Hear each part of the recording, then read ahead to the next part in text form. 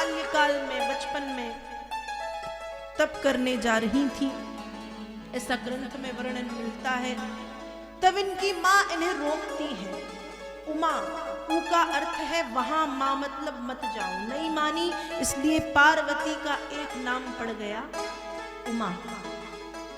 कठोर तप किया, कंदमूल फल खाए, फिर पत्ते खाए। एक समय ऐसा आया कि पत्ते खाना भी छोड़ दिया, इसलिए इनका नाम पड़ता है अपर्णा। अपर्णा नाम पड़ा, उमा नाम पड़ा। कठोर तप किया, कठोर तप किया, और फिर सप्तऋषियों को भगवान शंकर भेजते हैं कि जाओ परीक्षा लो, मेरे बारे में जितना बुरा बोल सको उतना बुरा बोलो। सप्तऋषि पहुंचे और कहते हैं कि हे देवी, आप किसे पाने के लिए तप कर रही हैं, जिनके परिवार का, जिनके माता पिता का अता पता नहीं है, जिनके कुल का पता नहीं है, जो अड़वंग वेशधारी हैं, जो कपाली हैं, जो मुंडों की माला धारण करते हैं, उदासीन होकर के यहाँ वहां भटकते रहते हैं, जिनका कोई मित्र नहीं है, जिनका कोई घर नहीं है, ऐसे शिव को पाना है आपको। मां पार्वती ने कहा, कौन कहता है कि उनका घर नहीं है? लोगों के तो 1 या 2 घर होते हैं या 5 घर होते हैं, उनके तो हजारों घर हैं, लाखों घर हैं, करोड़ों घर हैं। कैसे? कहा, संसार में जो पूरा विश्व है, संसार में कितने स्मशान हैं, कितने मरघट हैं, और यदि वे स्मशान वासी हैं, स्मशान में रहते हैं, तो सोच लो कि मेरे और उनके कितने घर हो गए। सप्तऋषियों ने कहा, जानती हो, उनके घर में भोजन भी नहीं है, अन्न धान्य भी नहीं है, भीख मांग करके खाते हैं। जो खुद भीख मांगता है वो तुम्हें क्या खिलाएगा? पार्वती मैया कहती है, सबसे बड़ी समस्या तो यही है माताओं की, कि भोजन में क्या बनाए। 3 बार 4 बार भोजन बनाना, यही सोचते रहना, क्या बनाए, क्या बनाए, क्या बनाए। तो ठीक है ना, कितनी अच्छी व्यवस्था है। यदि वे भिक्षा मांग करके लाएंगे और घर पे जब मुझे बैठा देखेंगे, अकेले तो खाएंगे नहीं, कुछ खुद खाएंगे, खुद मुझे खिलाएंगे, तो इतना अच्छा ससुराल किसे मिलेगा जहां भोजन ना बनाना पड़े। माँ ये उत्तर देती। उस समय सप्तऋषियों ने कहा, अरे देवी, वस्त्र नहीं पहनते वो, दिगंबर घूमते हैं, कभी मृग छाल लपेटते हैं। सती पार्वती कहती हैं, कितनी अच्छी बात है, कपड़े भी नहीं धोने पड़ेंगे, और भोजन नहीं बनता तो बर्तन भी नहीं साफ करने पड़ेंगे। घर गंदा हुआ तो घर पे भी ज्यादा साफ सफाई करने की जरूरत नहीं, दूसरे घर में शिफ्ट हो जाएंगे। करोड़ों घर हैं उनके, तो ऐसा ससुराल किसे मिलेगा? मैं तो धन्य हो गई।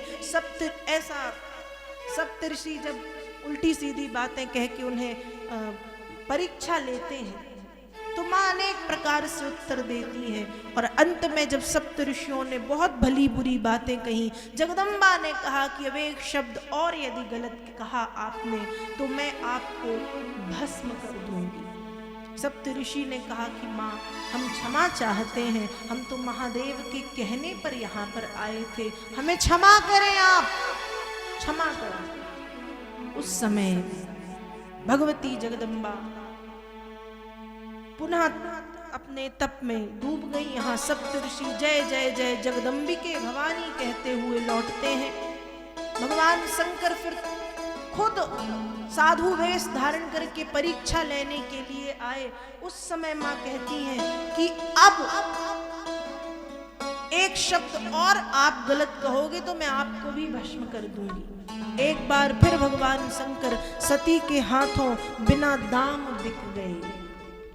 और भगवान शंकर क्या कहते हैं, एक बार फिर, अद्य प्रवत्त बनतांगी तवास्नुदासः, देवी मैं आपका दास हूं, मेरी पत्नी बनकर के मुझ पर कृपा कर दो। भगवान शंकर और पार्वती के फिर से विवाह की तैयारियां होने लगी, लेकिन इस बार जो विवाह होना है वो बहुत ज्यादा अच्छे से होना है। तैयारियां हो रही हैं विवाह की हिमाचल नगर में, और यहाँ कैलाश पर बारात जाने की तैयारी हो रही है। भगवान शंकर की बड़ी तैयारियां लगी हैं भोलेनाथ की। और रुद्रगणों ने भोलेनाथ का श्रृंगार किया है। कैसा श्रृंगार? अब भगवान के साथ है भूत प्रेत। अब भूत प्रेत कैसा सजाएंगे? हमें जब अपना मेकओवर कराना होता है, हम पार्लर जाते हैं, ब्यूटिशियंस के पास जाते हैं, लेकिन भगवान शंकर का जो श्रृंगार है वो भूतों ने किया है। अब भूत तो भूत जैसे खुद रहते हैं वैसे ही सजाएंगे। कैसा सजाया? मानस में बाबा तुलसी लिखते हैं, जस दूल्हा तस बनी बराता, जस दूल्हा तस बनी बराता, कौतुक बेधर होहि मंग जाता, कौतुक बेधर।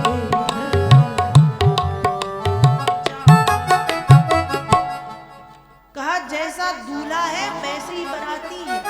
मतलब भूत प्रेतों ने भगवान को अपने ही जैसा बना दिया है। कैसा सजाया? कहा एक ने भगवान की जट जो लटें थी उनको बांध के कितना बड़ा यहाँ पर जूड़ा बना दिया, उसके बाजू में सांप लपेट दिया है, कानों में बिच्छू के कुंडल पहना दिए हैं, गले में काला भुजंग लटका दिया है, मुंडों की माला धारण करा दी है, अधोभाग में मृगछाला लपेटी है, और जो थोड़ी बहुत कमी थी पाउडर की तो क्या किया? चिता भस्मालेपो गरल मसनम दिक्पट धरो जटाधारी कंठे भुजगपतिहारी पशुपति। क्या किया? कहा चिता की ताजी ताजी भस्म लाके भस्म लगा दी, मतलब पाउडर लग गया पूरे चेहरे में, हाथ में, पैर में, सब में। ऐसा दूल्हा देखने वाला ही डर जाए।